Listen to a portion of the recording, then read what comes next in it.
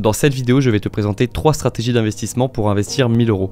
L'investissement sur soi, l'investissement en bourse long terme et l'investissement dans les crypto-monnaies. On va y aller crescendo dans cette vidéo en partant de l'investissement le plus simple et potentiellement le moins rentable à l'investissement le plus complexe et potentiellement le plus rentable. Je remercie également Binance, le partenaire de cette vidéo, qui est la plateforme numéro 1 mondiale pour investir dans les crypto-monnaies. On en reparle dans quelques minutes. Le premier modèle d'investissement de cette vidéo, c'est l'investissement sur soi. Pourquoi? Parce que comme l'a dit Warren Buffett, l'un des meilleurs investisseurs de tous les temps, le meilleur investissement que tu puisses faire, c'est l'investissement sur toi. Alors il y a plusieurs façons de voir l'investissement sur soi-même. Tu peux le voir d'une façon jeu vidéo, où tu vas être le personnage principal de ton jeu vidéo et tu vas essayer d'augmenter le niveau de ce joueur en apprenant soit des compétences, soit des connaissances. Ou alors la deuxième façon que j'aime bien de définir l'investissement sur soi-même, c'est n'importe quel investissement qui te permet soit d'améliorer ta santé mentale, soit ta santé physique. Donc évidemment il y a une possibilité infinie d'investissement lorsqu'on cherche à investir sur soi-même, mais moi si j'avais 1000 € à investir, j'irais en priorité vers ce qui touche à l'alimentation, au sommeil, à l'entraînement et à l'apprentissage. J'achèterai de la connaissance sur le sujet, quel que soit le support, que ce soit un livre, une formation, une conférence, peu importe, mais j'investirai dans ces domaines. J'achèterai un masque de sommeil, un meilleur matelas, des chaussures de running, des chaussures de training, un abonnement à la salle de sport, peu importe, mais tout ce qui me permet d'améliorer ces domaines-là, parce que ce sont souvent les domaines qui nous apportent le plus haut retour sur investissement possible dans notre vie personnelle et professionnelle. You're your own biggest asset by far. I mean, you've got all kinds of potential. Most people go through life using up a very small part of their potential. And so anything you do that invests in yourself, that's the best investment you can possibly make. Le deuxième modèle d'investissement de cette vidéo, c'est l'investissement en bourse long terme. Alors il y a un an, j'avais fait une vidéo sur comment investir en bourse pour les débutants et je vous invite à aller la voir si par exemple aujourd'hui vous ne savez pas ce que c'est un PEA ou un CTO, un compte titre ordinaire. J'en ai parlé dans cette vidéo et je pense que vous devriez aller la voir avant de regarder ce qui va suivre. Alors pour commencer, pourquoi investir en bourse? Pour plusieurs raisons. La première raison, c'est pour se protéger de l'inflation qui est au moment où j'enregistre cette vidéo assez haute et qui est estimée en fonction des personnes entre 3 à 7% par an. Et la deuxième raison, c'est de réaliser un gain financier parce qu'on sait maintenant qu'investir de manière diversifiée et sur le long terme permet d'avoir de bien meilleurs résultats que de laisser son argent dormir sur un livret A, un livret jeune ou je ne sais quel livret qui propose un taux d'intérêt de 0,5, 0,75 ou 1% par an. Alors la plupart des personnes sur YouTube vous diront que c'est assez facile d'obtenir entre 8 ou 10% par an en investissant en bourse. La réalité c'est que 8% c'est quand même déjà une bonne performance, mais en investissant en bourse de manière intelligente et diversifiée, on peut largement espérer faire entre 5 à 10% par an en fonction des années. Moi je recommande d'investir dans un PEA, qui est un plan d'épargne en action. Pourquoi un PEA? Parce que ça fonctionne quasiment comme un CTO, c'est-à-dire que c'est un compte sur lequel tu peux investir de l'argent, tu peux faire des virements d'argent pour ensuite investir dans des actifs, sauf que le PEA propose un avantage fiscal que le compte titre ne propose pas, c'est-à-dire une fiscalité allégée lors de l'imposition de tes plus-values. Donc par exemple, si aujourd'hui tu crées un compte titre et que tu achètes 1000 € d'actions Apple et que tu peux les revendre 2000 € dans 2 jours, tu seras imposé sur cette plus-value à 30%, alors que le PEA te permet d'être imposé seulement à 17,2% si tu respectes les conditions du PEA, c'est-à-dire de détenir les actifs que tu as sur ton PEA au moins 5 ans sans vendre aucune action. Et une fois que l'on sait pourquoi investir en bourse et quel compte créer pour investir en bourse, reste à savoir dans quels actifs investir lorsqu'on cherche à investir en bourse. Alors encore une fois, il faut faire ses recherches parce qu'il y a beaucoup de façons d'investir, il y a beaucoup d'actifs différents. Tu peux investir dans des actions, comme tu peux investir dans des ETF, donc des paquets d'actions, un ensemble d'actions qui vont répliquer un indice, ou tu peux également investir dans des sociétés qui vont gérer à ta place ton portefeuille. Mais moi en tant que débutant, ce que je recommanderais c'est d'investir majoritairement dans des actions et des ETF, voire uniquement dans des ETF qui ont le mérite d'être plus diversifiés que des actions et donc moins sujets au risque. Et lorsqu'on parle d'ETF, celui qui revient le plus souvent c'est le SP500, donc les 500 plus grosses entreprises cotées en bourse aux États-Unis. Et à côté il y a d'autres ETF qui répliquent des indices comme le MSCI World qui regroupe plus de 1000 entreprises dans plus de 23 pays différents et donc qui est extrêmement diversifié et qui aura sûrement pas une performance à plus de 20% par an, mais qui pourra sur le long terme permettre d'investir son argent de manière diversifiée. Et il y a quelques mois, pour illustrer ça, lors du début de la crise financière de 2022, j'avais pris une capture d'écran de mes investissements et vous pouvez voir que tous les investissements quasiment que j'avais fait dans des actions étaient en rouge, tandis que les investissements que j'avais fait dans des ETF étaient en vert, ce qui montre que pour un investisseur novice, l'investissement dans des ETF sera sûrement une meilleure option, moins stressante, plus passive et qui permettra d'éviter des grosses fluctuations de valeur de son portefeuille, ce qui est stressant et que je ne recommande pas à tout le monde. Et pour finir sur les stratégies d'investissement que je recommande, évidemment je recommande l'investissement en bourse sur le long terme et dans des ETF, mais je recommande également d'appliquer la stratégie du DCA, c'est-à-dire du Dollar Cost Averaging, stratégie qui consiste à investir de manière régulière dans un actif peu importe que le marché soit haut ou bas, pour à la fin de l'année lisser ses investissements, ce qui fait qu'en investissant de cette manière, on va éviter les grosses fluctuations de marché et éviter de tomber dans le piège du trading qui consiste à deviner à l'avance l'avancée du marché et d'investir lorsque le marché est bas pour vendre quand c'est haut. Ça, c'est un métier à part entière, c'est le métier de trader, et pour les investisseurs débutants, je recommande le DCA. Et donc maintenant qu'on a parlé de stratégie d'investissement, qu'est-ce que je vous conseille de faire concrètement?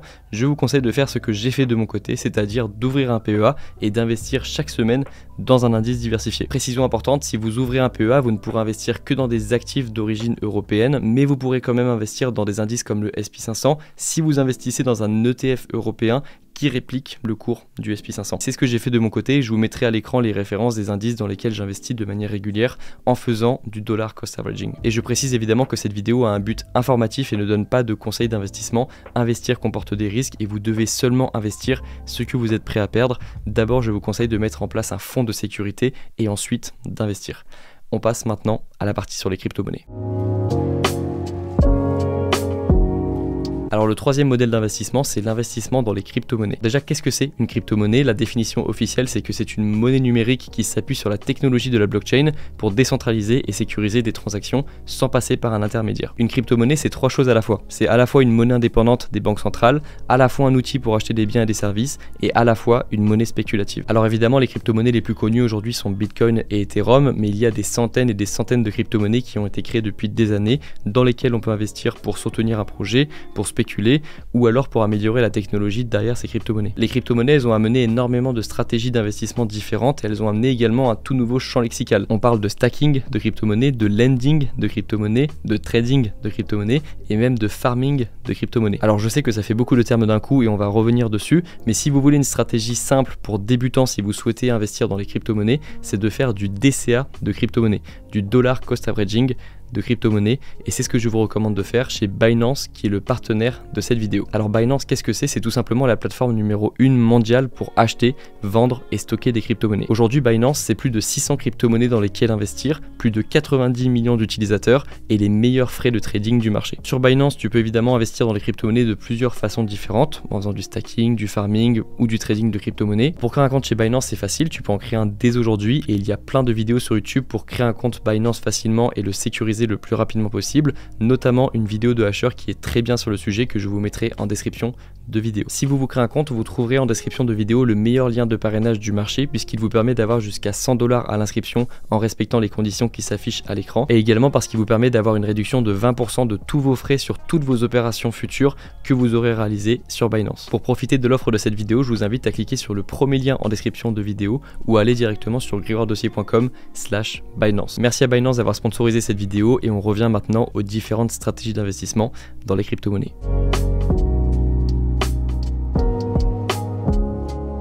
Donc moi ce que je vous recommande, c'est de faire du dollar cost averaging de crypto-monnaie. Encore une fois, je ne donne pas de conseils d'investissement, mais aujourd'hui si tu fais du DCA, d'Ethereum ou de Bitcoin, il y a peu de chances que tu en sortes avec un résultat négatif dans 5 ans. Donc moi aujourd'hui, si j'avais 1000 € à investir, je n'investirais pas aujourd'hui 1000 € sur le Bitcoin ou 1000 € sur l'Ethereum, même si aujourd'hui leur valeur est intéressante par rapport à ce qu'elle a pu être ces dernières années.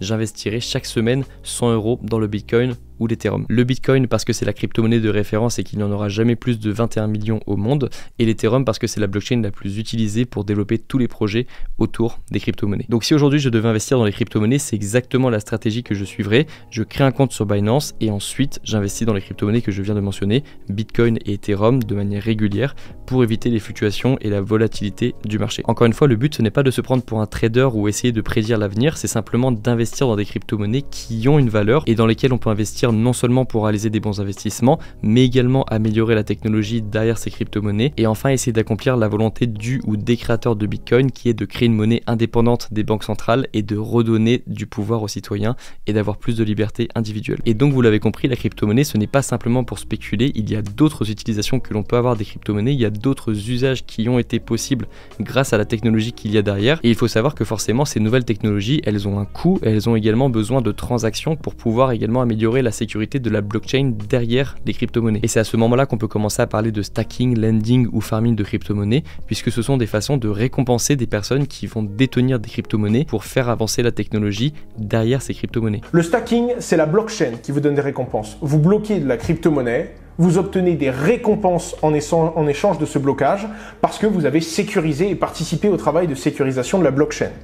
Le lending, c'est du prêt. Vous prêtez à une plateforme de la crypto-monnaie et elle vous donne des intérêts en fonction de la quantité de crypto-monnaie que vous avez prêté et de la durée de ce prêt. Chaque mois, je bloque une certaine somme d'Ethereum que je ne peux plus toucher et je vais recevoir ensuite des intérêts sur cet Ethereum que j'ai prêté en fonction du montant que j'ai prêté, forcément. Mais tu peux avoir parfois des taux d'intérêt assez intéressants, entre 5, 10, voire 15% pour les plus intéressants, et ensuite, évidemment, ajuster en fonction du risque que tu es prêt à prendre, parce qu'évidemment, plus tu vas investir dans une crypto-monnaie qui a une volatilité élevée, plus tu vas recevoir des intérêts intéressants. Et ça, tu peux le faire pour de l'Ethereum, comme tu peux le faire pour de Bitcoin, ou comme tu peux le faire pour du Shiba Inu. Et oui, c'est une crypto-monnaie, pour ceux qui ne le savent pas. Et c'est devenu pour beaucoup d'investisseurs une forme de revenu passif. En quelque sorte, c'est comme si c'était toi le banquier et que c'était toi qui faisais crédit à ces plateformes qui vont ensuite te récompenser parce que tu as permis d'apporter de la liquidité et également de faire avancer la technologie derrière la crypto-monnaie dans laquelle tu as investi.